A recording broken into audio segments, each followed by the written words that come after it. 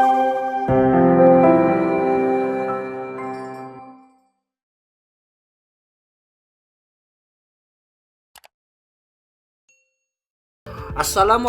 warahmatullahi wabarakatuh. Halo, jumpa lagi bersama saya Bahtiar Movie. Baik Bapak Ibu, pada video kali ini admin akan membahas soal-soal untuk persiapan seleksi P3K Guru tahun 2023. Nah, jadi bagi Bapak Ibu, simak terus video ini. Dan sebelum lanjut, jangan lupa Bapak Ibu tekan tombol subscribe-nya terlebih dahulu dan tekan tombol loncengnya agar nantinya Bapak Ibu selalu mendapatkan update soal-soal terbaru dari kami.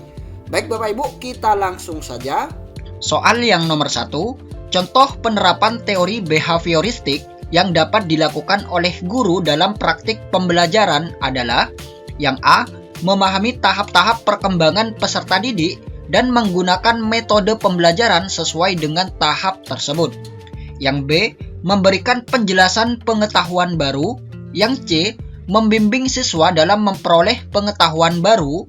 Yang D, memberikan stimulus kepada peserta didik berupa penataan lingkungan belajar.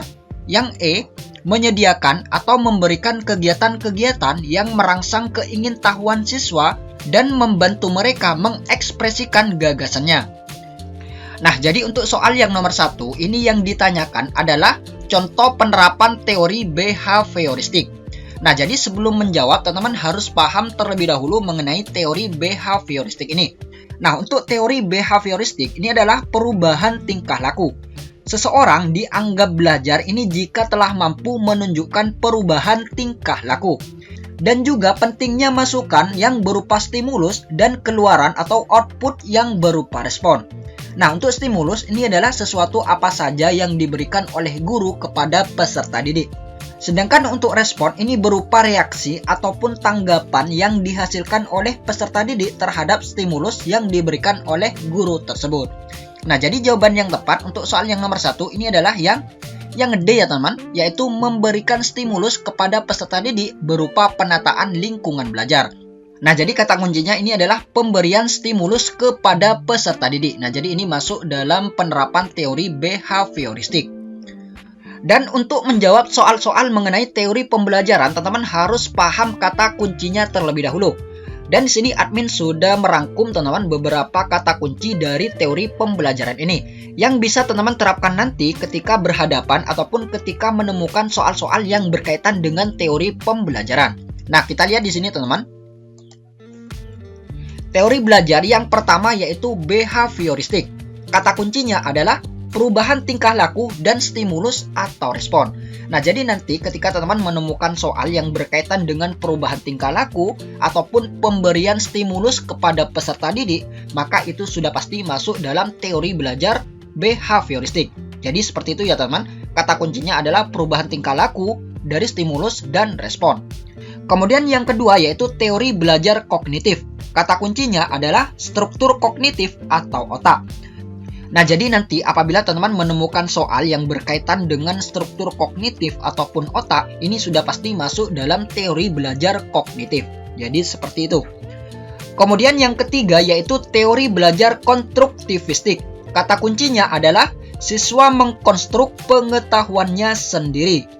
Nah, jadi dalam teori belajar konstruktivistik, ini yang berperan aktif, ini adalah siswanya ya teman, yang mana siswa ini diberikan kesempatan untuk mengembangkan ide-idenya secara luas. Dan peranan guru dalam teori belajar konstruktivistik ini adalah membantu agar proses pengkonstruksian pengetahuan oleh peserta didik berjalan lancar. Jadi guru ini tidak mentransfer pengetahuan yang dimilikinya ya teman, melainkan membantu peserta didik untuk membentuk pengetahuannya sendiri. Jadi untuk teori belajar konstruktivistik ini adalah siswanya yang berperan aktif, yaitu siswa mengkonstruk pengetahuannya sendiri. Jadi seperti itu ya teman-teman. Kemudian yang nomor 4 yaitu humanistik.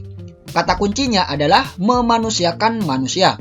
Nah, dalam teori belajar humanistik, proses belajar ini dianggap berhasil jika siswa telah memahami lingkungan dan dirinya sendiri. Nah, jadi nanti ketika teman-teman menemukan soal yang berkaitan dengan terbentuknya manusia yang ideal, manusia yang dicita-citakan, yaitu manusia yang mampu mencapai aktualisasi diri, maka itu sudah masuk yang humanistik. Jadi seperti itu ya teman-teman. Nah, jadi ini dia teman-teman 4 teori belajar beserta kata kunci yang harus teman-teman pahami. Nah, jadi ketika nanti teman-teman menemukan salah satu soal yang berkaitan dengan teori belajar ini, maka teman-teman tinggal menentukan kata kuncinya. Dan ketika sudah menemukan kata kuncinya, maka teman-teman sudah bisa menjawab soal tersebut. Apakah masuk dalam behavioristik, kognitif, konstruktivistik, ataupun humanistik. Jadi seperti itu. Kemudian soal yang nomor 2, di dalam proses pembelajaran, para siswa dihadapkan dengan situasi di mana ia bebas untuk mengumpulkan data, membuat dugaan atau hipotesis, mencoba-coba, mencari dan menemukan keteraturan atau pola, menggeneralisasi atau menyusun rumus beserta bentuk umum, membuktikan benar tidaknya dugaan itu. Hal ini merupakan penerapan teori belajar yang A. konstruktivistik, yang B. humanistik, yang C. kognitivistik, yang D. sibernetik, yang E. behavioristik. Nah, jadi apabila teman-teman sudah paham kata kunci dari teori belajar ini, maka teman-teman akan mudah untuk menjawab soal yang nomor 2. Nah, jadi jawaban yang tepat untuk soal nomor 2 ini masuk dalam yang A ya teman-teman, yaitu konstruktivistik. Kata kuncinya adalah, ini dia teman-teman, para siswa dihadapkan dengan situasi di mana ia bebas untuk mengumpulkan data, membuat dugaan, dan lain sebagainya. Nah, jadi dalam teori belajar konstruktivistik, ini siswa mengkonstruk pengetahuannya sendiri. Jadi yang aktif ini adalah siswanya. Jadi siswa diberikan kesempatan untuk mengembangkan ide-idenya secara luas. Jadi seperti itu ya teman-teman.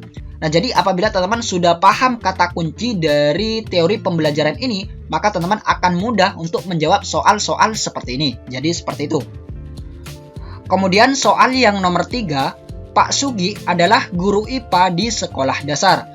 Ketika melakukan proses pembelajaran, Pak Sugi seringkali menggunakan benda nyata atau jika tidak memungkinkan untuk memperlihatkan benda nyatanya, Pak Sugi akan menggantinya dengan model atau tiruannya. Pak Sugi melakukan hal tersebut karena mempertimbangkan tahap perkembangan peserta didiknya. Dari pernyataan tersebut, Pak Sugi memperhatikan karakteristik peserta didik, yaitu yang A. gender, yang B. etnik, yang C. usia, yang D. kultural, yang E. status sosial. Nah, jadi yang ditanyakan ini adalah karakteristik peserta didik ya teman. Nah, jadi jawaban yang tepat untuk soal yang nomor 3 ini adalah yang C ya teman, yaitu masuk dalam karakteristik peserta didik yang usia. Nah, kata kuncinya ini ada di sini teman-teman, yaitu tahap perkembangan. Nah, jadi ini adalah masuk dalam karakteristik yang usia. Kemudian kita lihat di sini teman-teman, ini adalah karakteristik peserta didik yang pertama, yaitu gender, yaitu laki-laki dan perempuan. Nah, jadi nanti ketika teman-teman menemukan soal yang berkaitan dengan laki-laki ataupun perempuan, maka itu masuk dalam karakteristik peserta didik yang gender. Kemudian yang kedua yaitu etnik, yaitu suku, misalnya Jawa, Sunda, Minang, Dayak, dan seterusnya. Nah, jadi nanti ketika teman-teman menemukan soal yang berkaitan dengan suku Jawa, Sunda, Minang, dan lain sebagainya, maka ini masuk dalam karakteristik peserta didik yang etnik. Kemudian yang ketiga yaitu usia, yaitu umur dan tahap perkembangan. Nah, jadi ini dia teman-teman yang ditanyakan pada soal yang nomor 3, yaitu masuk dalam karakteristik peserta didik usia, yaitu kata kuncinya adalah tahap perkembangan, yaitu umur dan tahap perkembangan. Jadi seperti itu.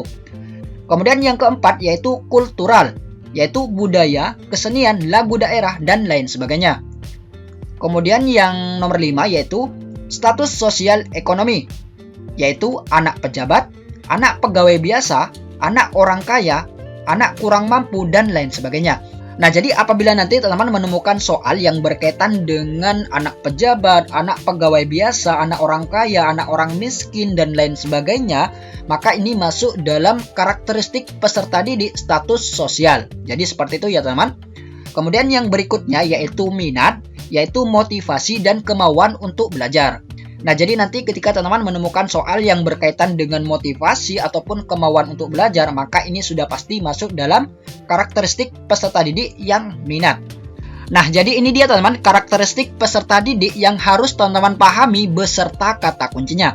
Jadi apabila nanti teman-teman menemukan model soal seperti ini, maka teman-teman akan mudah untuk menjawab soal tersebut. Jadi seperti itu. Kemudian soal yang nomor 4, peserta didik di kelas B SMP 10 berasal dari berbagai latar belakang kondisi keluarga. Ada yang orang tuanya berprofesi sebagai pejabat, pegawai swasta, buruh, petani, dan pengusaha. Pak Bambang ketika melakukan proses pembelajaran di kelas tersebut, beliau memberikan perhatian dan pelayanan yang sama kepada peserta didik. Hal yang dilakukan oleh Pak Bambang ini memperlihatkan karakteristik peserta didik, yaitu yang A. status sosial, yang B. minat, yang C. etnik, yang D. usia, yang E. kultural. Nah, untuk soal yang nomor 4 ini sama dengan soal yang nomor 3 tadi ya teman. Dan jika teman-teman sudah paham mengenai karakteristik peserta didik beserta kata kuncinya, maka teman-teman akan mudah untuk menjawab soal yang nomor 4 ini.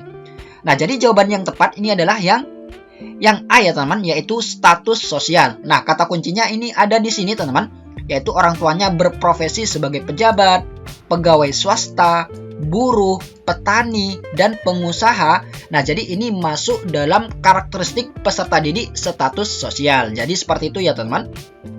Baik teman-teman, itulah beberapa latihan soal-soal dari kami. Semoga video ini bermanfaat. Wassalamualaikum warahmatullahi wabarakatuh.